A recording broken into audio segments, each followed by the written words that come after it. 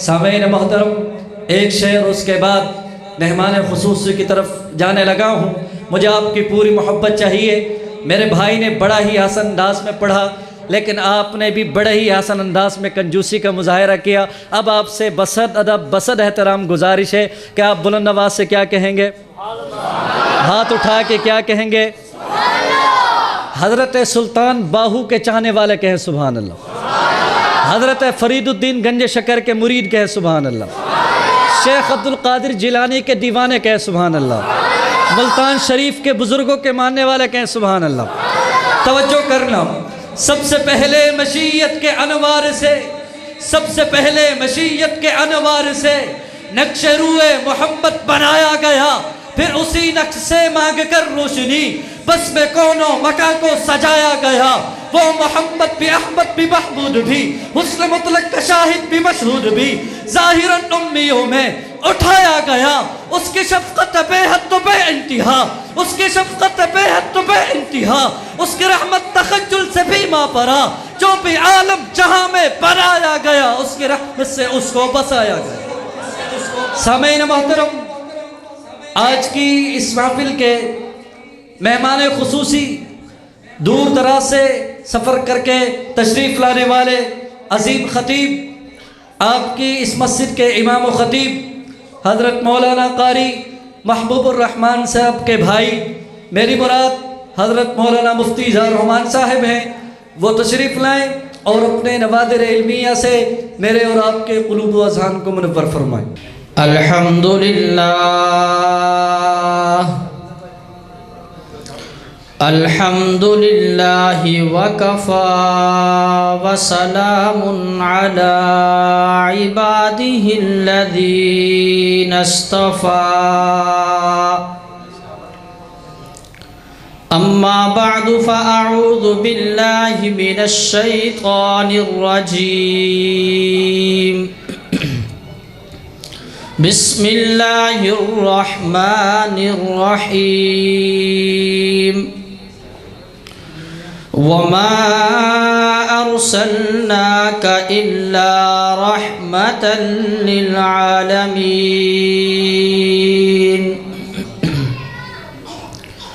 وقال النبی صلی اللہ علیہ وسلم، لا يؤمن أحدكم حتى أكون أحب إليه من والده وولده والناس أجمعين۔ صدق الله العظيم وصدق رسوله النبي الكريم،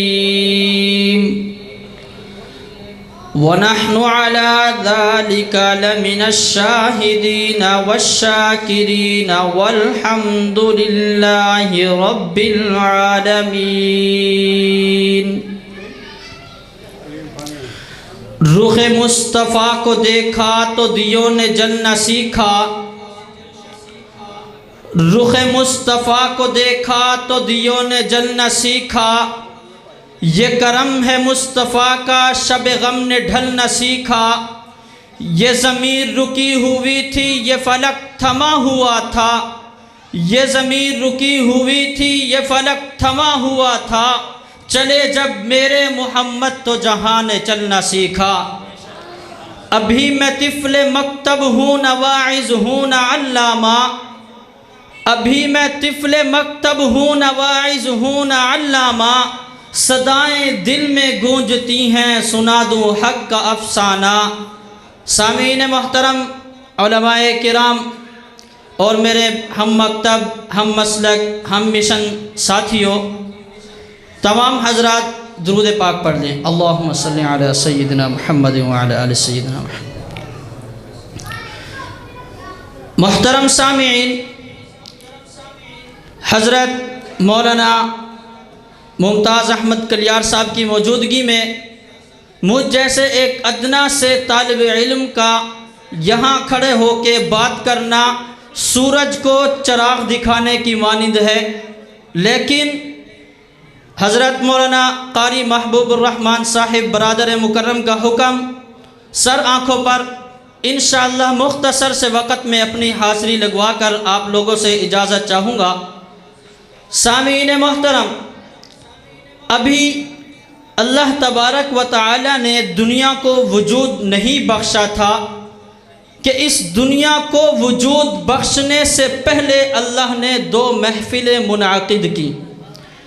ایک محفل تو وہ تھی جس میں آپ بھی موجود تھے، میں بھی موجود تھا، پوری انسانیت موجود تھی، وہ عامۃ الناس کی محفل تھی۔ وہ صرف اتنی سی محفل کہ اللہ نے فرمایا الست بربکم، کیا میں تمہارا رب نہیں ہوں؟ تو سب نے بیک آواز میں کہا بلا، کیوں نہیں؟ بس اتنی سی محفل ختم۔ یہ عام لوگوں کی محفل تھی کہ اللہ نے فرمایا الست بربکم قالوا بلا، کیا میں تمہارا رب نہیں؟ لوگوں نے کہا کیوں نہیں، آپ ہی ہمارے رب ہیں۔ ایک اور محفل منعقد کی گئی جو صرف خاص انبیاء رسولوں کی تھی، جس میں تمام انبیاء کرام موجود تھے۔ اس میں اللہ تبارک و تعالی نے ایک عہد لیا، وَإِذْ أَخَذَ اللَّهُ مِيثَاقَ النَّبِيِّينَ لَمَا آتَيْتُكُم مِّن كِتَابٍ، کہ میں آدم علیہ السلام سے لے کر رسول اللہ صلی اللہ علیہ وسلم تک 1,24,000 کم و بیش انبیاء کرام علیہم السلام دنیا میں بھیجوں گا۔ فرمایا من کتاب بن، کہ اے آدم میں آپ کو کتاب میں سے کچھ دوں گا۔ اور جب آدم علیہ السلام دنیا میں تشریف لائے تو من کتاب بن، اللہ نے کتاب میں سے کچھ دیا۔ نوح علیہ السلام تشریف لائے، من کتاب بن، کتاب میں سے کچھ دیا۔ ابراہیم علیہ السلام تشریف لائے، من کتاب بن، کتاب میں سے کچھ دیا۔ اسماعیل علیہ السلام تشریف لائے، من کتاب بن، کتاب میں سے کچھ دیا۔ موسیٰ علیہ السلام تشریف لائے، من کتاب بن، کتاب میں سے کچھ دیا۔ عیسیٰ علیہ السلام تشریف لائے، من کتاب بن، کتاب میں سے کچھ دیا۔ 1,24,000 کم و بیش انبیاء کرام دنیا میں تشریف لائے، من کتاب بن، اللہ نے سب کو کچھ نہ کچھ دیا۔ لیکن جب باری آتی ہے آپ کے اور میرے نبی محمد مصطفیٰ احمد مجتبی سرور کائنات، مقصود کائنات، مطلوب کائنات، امام الانبیاء، محبوب کبریا جناب محمد الرسول اللہ کی، تو اللہ تبارک و تعالی نے فرمایا الیوم اکملت لکم دینکم، اے میرے محبوب پیغمبر میں نے ساری شریعت دے کر دین کو آج کامل اور اکمل کر دیا۔ سامعین محترم، اللہ تبارک و تعالی نے فرمایا من کتاب و حکمت، اے انبیاء میں تمہیں نبوت دوں گا، میں تمہیں ہدایت دوں گا، میں تمہیں قیادت دوں گا، میں تمہیں سیاست دوں گا، میں تمہیں ہر چیز دوں گا۔ ثم جاءکم، پھر فرمایا ثم جاءکم، کہ ایک کام ہونے کے بعد کہا جاتا ہے ثم، یعنی پہلے تمہیں نبوت دوں گا، ثم جاءکم، پھر اس کے بعد رسول، ایک رسول آئے گا۔ سوال ہوتا ہے یا اللہ رسول تو 313 ہیں، کون سا رسول آئے گا؟ تو اللہ فرماتے ہیں کہ رسول وہ ہوگا جس کے کلمے میں رسول ہوگا۔ آدم صفی اللہ، نوح نجی اللہ، ابراہیم خلیل اللہ، اسماعیل ذبیح اللہ، موسیٰ کلیم اللہ، عیسیٰ روح اللہ۔ لیکن محمد الرسول اللہ صرف ایک نبی کو ملا، جب بھی قرآن میں آیا هو الذی بعث فی الامیین رسولا لقد من اللہ علی المؤمنین اذ بعث فیہم رسولا هو الذی ارسل رسولا، آخری نبی یہی ہے جس کو قرآن میں پکارا تو رسول کے نام سے پکارا، کلمے میں پکارا تو رسول کے نام سے پکارا۔ سامعین محترم، آج کی محفل کا عنوان بہار مصطفیٰ۔ آقا علیہ السلام ابھی دنیا میں تشریف لائے نہیں کہ بہاریں پہلے سے شروع ہوتی ہیں۔ اما آمنہ صلی اللہ علیہ فرماتی ہیں کہ جب رسول اللہ صلی اللہ علیہ وسلم میرے بطن اطہر میں تشریف لاتے ہیں، فرمایا میں مکہ کی گلی سے چلتی ہوں، پتھر بھی پاؤں کے نیچے موم بن جاتے ہیں، آسمان پر بادل میرے اوپر رحمت کا سایہ کرتے ہیں، درخت مجھے جھک کر سلام کرتے ہیں، اور دنیا والوں کے قانون روایات ان کی کہاوتیں بدل جاتی ہیں۔ اردو کی کہاوت ہے کہ پیاسا کنویں کے پاس جاتا ہے، کنواں پیاسے کے پاس نہیں جاتا، لیکن اماں آمنہ فرماتی ہے کہ رسول اللہ میرے بطن اطہر میں تشریف لائے، جب میں کنویں میں پانی لینے کے لیے جاتی ہوں، ڈول پہلے میں پانی کی طرف ڈالا کرتی تھی، لیکن اب عجیب منظر دیکھتی ہوں کہ پانی ڈول کی طرف دوڑتا ہے۔ سامعین محترم، جب آقا علیہ السلام کی ولادت ہوئی تو سب حضرات دیکھنے کے لیے تشریف لاتے ہیں۔ اماں آمنہ فرماتی ہیں کہ میں نے اس جیسا بچہ آج تک دنیا میں دیکھا نہیں۔ حضرت عبد المطلب فرماتے ہیں کہ میں نے تو اس جیسا بچہ دیکھا ہی نہیں۔ حلیمہ فرماتی ہیں میں نے اس جیسا بچہ دیکھا ہی نہیں۔ اللہ جبرائیل علیہ السلام سے پوچھتے ہیں، کہتے ہیں کہ جا تو بھی دیکھ کے آ، میرا نبی کہتا ہے۔ حضرت جبرائیل علیہ السلام آتے ہیں، کہتے ہیں عبد المطلب تو نے تو صرف قریش دیکھا، تو نے بچے دیکھے ہی کہاں؟ اے حلیمہ تو نے تو مختلف مخصوص قبائل کے بچے دیکھے ہیں، تو نے بچے دیکھے ہی کہاں؟ میں تو وہ جبرائیل ہوں جس نے زمین کو دیکھا، آسمان کو دیکھا، عرب کو دیکھا، عجم کو دیکھا، پوری کائنات کو دیکھا، آج تک میں نے اس جیسا حسین کوئی دیکھا ہی نہیں۔ سامعین محترم، حضرت حسان بن ثابت رضی اللہ تعالی عنہ آقا علیہ السلام کی طرف دیکھ کر فرماتے ہیں وَأَحْسَنَ مِنْكَ لَمْ تَرَ قَطُّ عَيْنِي وَأَجْمَلُ مِنْكَ لَمْ تَلِدِ النِّسَاءُ خُلِقْتَ مُبَرَّأً مِنْ كُلِّ عَيْبٍ كَأَنَّكَ قَدْ خُلِقْتَ كَمَا تَشَاءُ وَأَحْسَنَ مِنْكَ لَمْ تَرَ قَطُّ عَيْنِي۔ اے میرے محبوب، آپ جیسا تو میری آنکھوں نے حسین آج تک دیکھا ہی نہیں۔ وَأَجْمَلُ مِنْكَ لَمْ تَلِدِ النِّسَاءُ، اے حسان دیکھتے ہی کیسے آپ کہ ان جیسا تو کسی عورت نے جنا ہی نہیں۔ وہ فرماتے ہیں کہ ان جیسا کسی نے جنا ہی نہیں۔ وَأَحْسَنَ مِنْكَ لَمْ تَرَ قَطُّ عَيْنِي وَأَجْمَلُ مِنْكَ لَمْ تَلِدِ النِّسَاءُ خُلِقْتَ مُبَرَّأً مِنْ كُلِّ عَيْبٍ، کہ آقا علیہ السلام کو ہر عیب سے مبرہ پیدا کیا گیا، کوئی خامی کوئی عیب باقی نہیں رہا۔ حضرت حسان بن فرماتے ہیں كَأَنَّكَ قَدْ خُلِقْتَ كَمَا تَشَاءُ، اے میرے محبوب پیغمبر ایسے لگتا ہے کہ اللہ نے تجھ سے پوچھا ہوگا اے میرے محبوب پیغمبر بتا آپ کو بنانا کیسا ہے؟ تو وہ فرماتے ہیں کہ اللہ کے سامنے محبوب بیٹھے ہوں گے اور فرماتے گئے ہوں گے یا اللہ میری آنکھیں ایسی بنا، میرا چہرہ ایسا بنا، رسول اللہ بتاتے گئے ہوں گے اور اللہ تبارک و تعالی بناتے گئے۔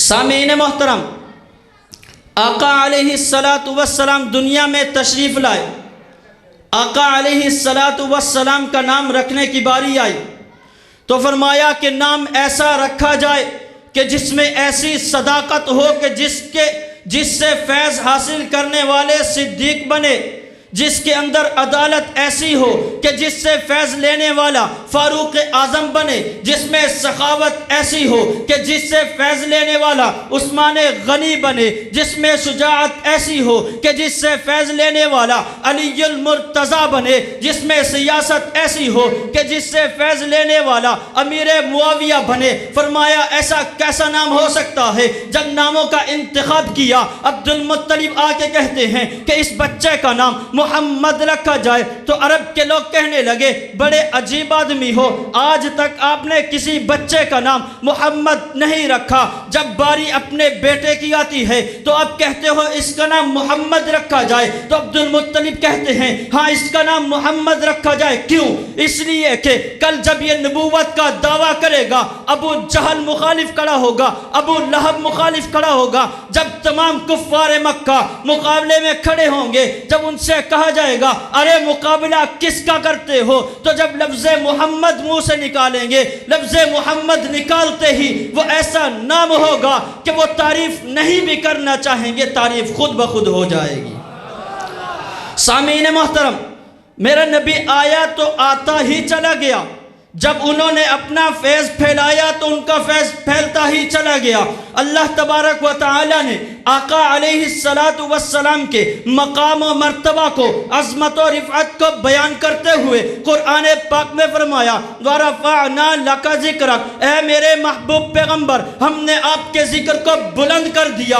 فرمایا اللہ کیسے بلند کیا، کتنا بلند کیا؟ تو اللہ فرماتے ہیں اے میرے محبوب پیغمبر اگر کلمے میں میرا نام ہوگا تو تیرا نام ہوگا، نماز میں میرا نام ہوگا تو تیرا نام ہوگا، درود میں میرا نام ہوگا تو تیرا نام ہوگا، فرشوں پہ میرا نام ہوگا تو تیرا نام ہوگا، عرشوں پہ میرا نام ہوگا تو تیرا نام ہوگا، جنت میں میرا نام ہوگا تو تیرا نام ہوگا، جنت کے درختوں پہ میرا نام ہوگا تو تیرا نام ہوگا، جنت کے درختوں کی ٹہنیوں پہ میرا نام ہوگا تو تیرا نام ہوگا، جنت کے درختوں کی ٹہنیوں کے پتوں کے اوپر میرا نام ہوگا تو تیرا نام ہوگا۔ میں اپنے تخیل میں کہتا ہوں اللہ نے کہا ہوگا اے میرے محبوب پیغمبر جہاں جہاں تک میں خدا کی خدائی ہے وہاں وہاں تک تو مصطفیٰ کی مصطفائی ہے۔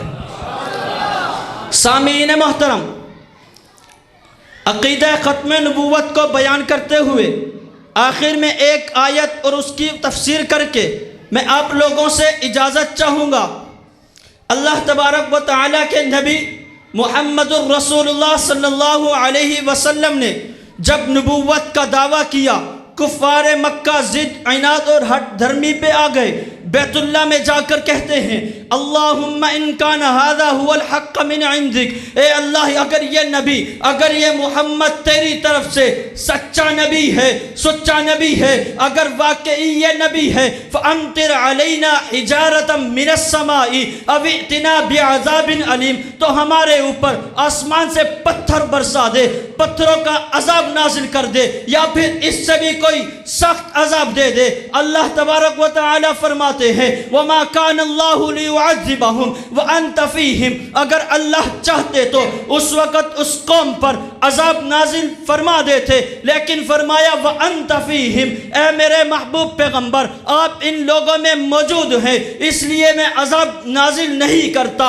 اللہ کا یہ اصول طریقہ ہے، اللہ کی یہ سنت ہے کہ جب بھی کسی نبی کی قوم ضد اور عناد پہ اترتی ہے تو اللہ اپنے نبی کو یہ حکم دیتا ہے اے میرے نبی اس بستی سے باہر چلا جا۔ جب وہ نبی بستی سے باہر جاتے تھے تو اس کے بعد عذاب نازل ہوتا۔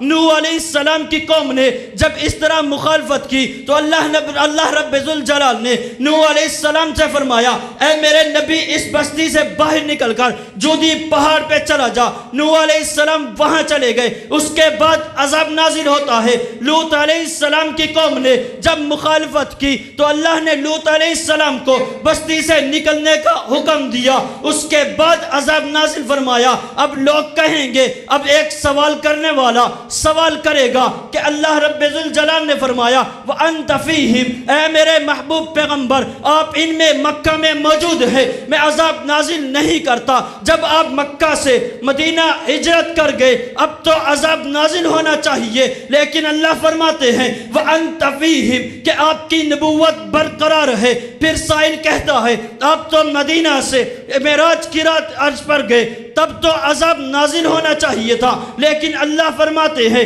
وَأَنْتَ فِيهِمْ اے میرے محبوب پیغمبر آپ کی نبوت برقرار ہے۔ کیوں؟ اس لیے کہ آقا علیہ السلام مکہ کے بھی نبی ہے، مدینہ کے بھی نبی ہے، فرشوں کے بھی نبی ہے، عرشوں کے بھی نبی ہے، انسانوں کے بھی نبی ہے، حیوانوں کے بھی نبی ہے، ملائکہ کے بھی نبی ہے، جنات کے بھی نبی ہے، پوری انسانیت کے نبی، تمام مخلوقات کے نبی۔ اس لیے اللہ رب ذوالجلال نے قرآن پاک میں فرمایا ما کان محمد ابا احد من رجالکم ولکن رسول اللہ وخاتم النبیین۔ سامعین محترم، بس آخر میں ایک واقعہ عرض کر کے میں آپ حضرات سے اجازت چاہوں گا۔ بھائی ابو بکر صاحب بہت ہی احسن انداز میں حضرت عمر رضی اللہ تعالی عنہ کی شان بیان فرما رہے تھے۔ آقا علیہ السلام کے ہر ایک صحابی کی شان نرالی ہے، ہر ایک صحابی کا مقام اور مرتبہ بہت بلند ہے، اس لیے کہ اللہ نے فرمایا رضی اللہ عنہم ورضوا عنہ کہ اللہ اس جماعت سے راضی ہے اور یہ جماعت اللہ سے راضی ہے۔ ایک مرتبہ ایک قافلہ کسی جگہ سے گزر رہا تھا، ایک صحابی حضرت سفینہ رضی اللہ تعالی عنہ قافلے سے پیچھے رہ گئے، کسی وجہ سے وہ وہاں ٹھہر چکے ہیں، وہ قافلہ آگے چلا گیا۔ اب حضرت سفینہ پریشان ہے کہ جانا کدھر ہے، قافلہ نظر نہیں آ رہا، کوئی آدمی دور دراز تک نظر نہیں آ رہا۔ حضرت سفینہ وہاں کھڑے ہیں کہ اتنے میں دیکھتے ہیں سامنے سے ایک شیر آ رہا ہے۔ وہ شیر کو وہ صحابی کہتے ہیں، اے شیر میں مانتا ہوں میں تیری خوراک ہوں، تجھے زندہ آدمی چاہیے، تجھے کوئی زندہ جانور چاہیے جسے تو شکار کر کے کھا سکے، لیکن یاد رکھنا اگر میں تیری خوراک ہوں تو دوسری طرف محمد صلی اللہ علیہ وسلم کا غلام ہوں۔ اس شیر نے اپنے گھٹنوں کو ٹیک دیا، سر زمین کی طرف کر دیا اور اپنی پیٹھ ان کے سامنے کر دی۔ حضرت سفینہ ان پر سوار ہوتے ہیں، وہ شیر چلتا ہے اور ان کو قافلے تک پہنچا کر روانہ ہو جاتا ہے۔ اسی لیے شاعر کہتا ہے، لے شوق سے نام صحابہ کا کر چرچا عام صحابہ کا، لے شوق سے نام صحابہ کا کر چرچا عام صحابہ کا، گر طلب ہے تجھ کو جنت کی تو پلہ تھام صحابہ کا۔ وما علینا الا البلاغ۔